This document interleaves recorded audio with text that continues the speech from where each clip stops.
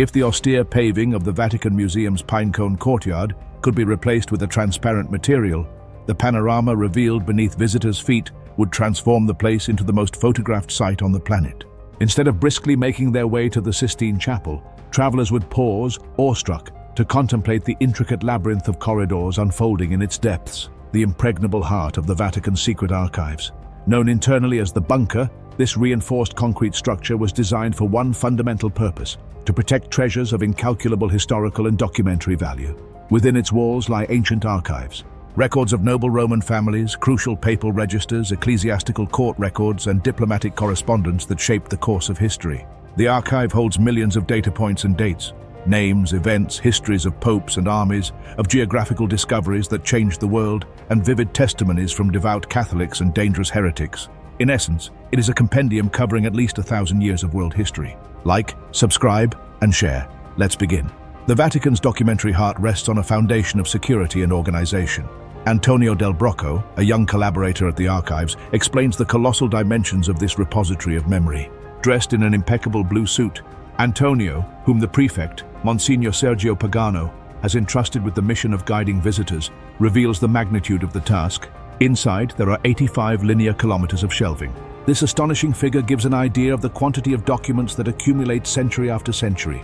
The young people who work at the archives start from the bottom up, and in an atmosphere of camaraderie. They learn to perform all the tasks, from cleaning the premises to assisting in the reading room, a position many dream of. The archivists, all graduates in archival studies from the Vatican School belonging to the archives themselves, have the crucial task of fulfilling scholars' requests. The process is rigorous. The reference number is noted on a form, and the staff members then venture into the bunker or other areas of the building where the original documents are kept, before reappearing with the requested material. The day begins early, at 7 in the morning, with a frenetic activity of returning and reorganizing dozens of volumes borrowed for consultation the previous day. The Vatican Secret Archives is a living entity that is constantly enriched with new material. Every 30 to 35 years, the apostolic nunciatures, the Holy See's diplomatic missions around the world, send all their accumulated documents to Rome. To this massive collection of papers are added those contributed by the Roman Curia, congregations, tribunals, and offices. However, the arrival of archives from private families ceased after the Second World War. At that time, families such as the Borghese, the Rospigliosi, and the Boncompagni Ludovisi could freely donate their archives. Today, however, the Italian state assumes the duty to safeguard its own documentary heritage by asserting possession iure soli, that is, by territorial right.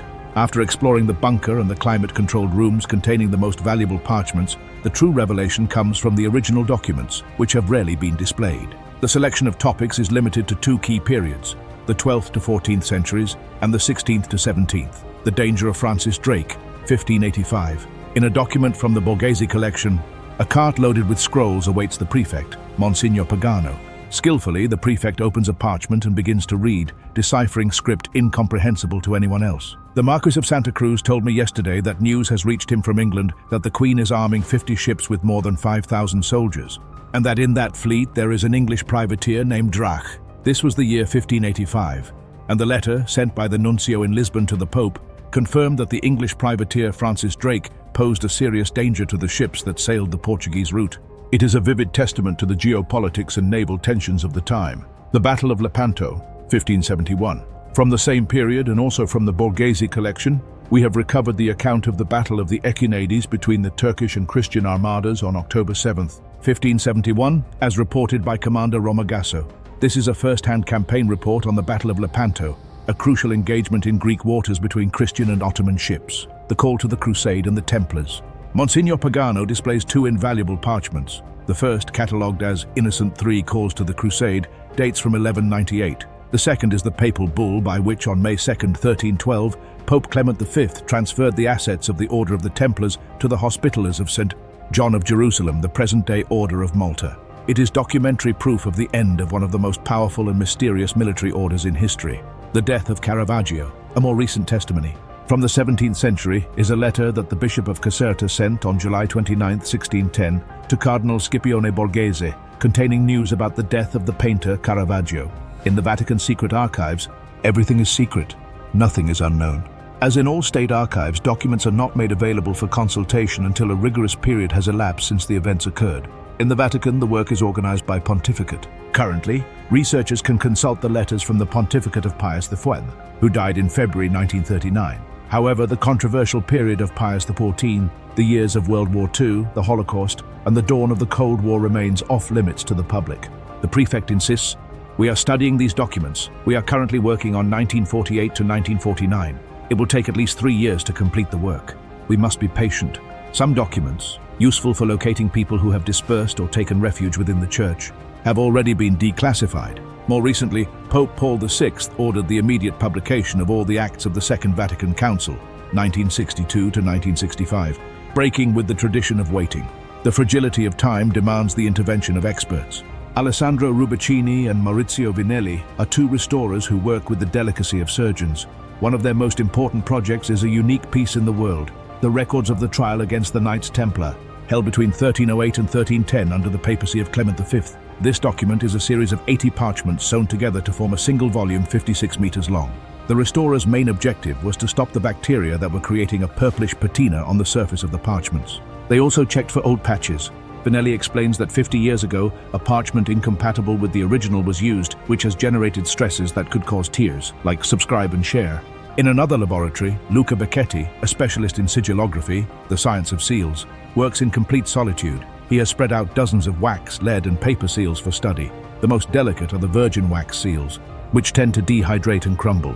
Becchetti can identify the seals with astonishing ease and distinguish whether the documents are authentic or forged. His expertise leads him to the underground vault, one of the most heavily guarded areas, which houses the gold seals sent to the Vatican by sovereigns from all over Europe. There, he finds a parchment dated October 1st, 1555, from which hangs the emblem of the King of Spain, Philip II.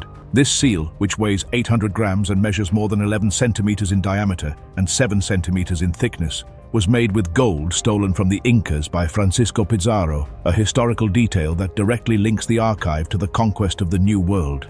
The official history of the Vatican Secret Archives begins in 1612, the year of its founding by Pope Paul V. However, its unofficial history begins much earlier.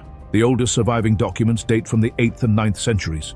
The Liber Diurnus Romanorum Pontificum is the oldest ecclesiastical form, followed by a parchment from 809 that sanctioned a donation. It was Pope Leo III who opened the secret archives to researchers in 1881.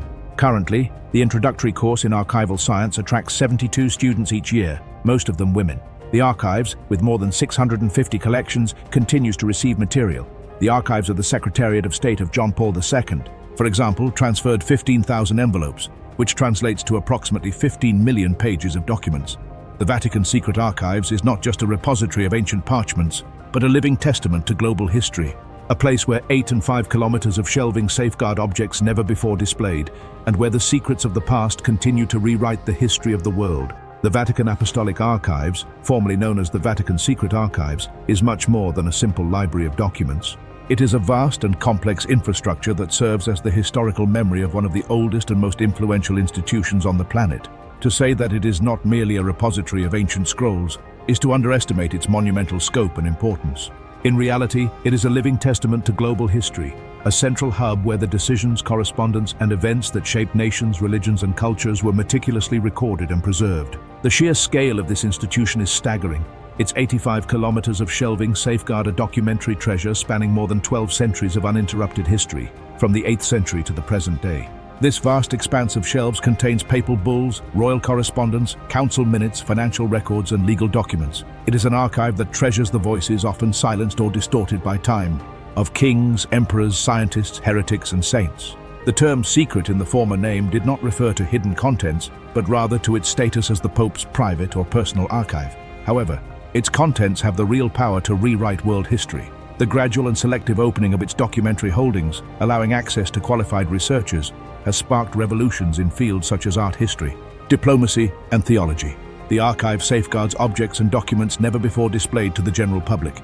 Among the most remarkable treasures are records of the trial of Galileo Galilei, which illustrate the dramatic conflict between emerging science and ecclesiastical authority in the 17th century, letters of English martyrs, such as the moving plea of Mary Stuart to Pope Sixtus V before her execution, Documents on the Western Schism, detailing the crisis of the Church with multiple popes. These documents are the primary evidence that allows historians to compare narratives, challenge myths, and ultimately offer a more nuanced and accurate understanding of the past. The Vatican Apostolic Archives are, therefore, the guardian of a historical truth that, with each new opening and each new study, continues to influence the world's perception of its own evolution. Like, subscribe, and share. See you next time.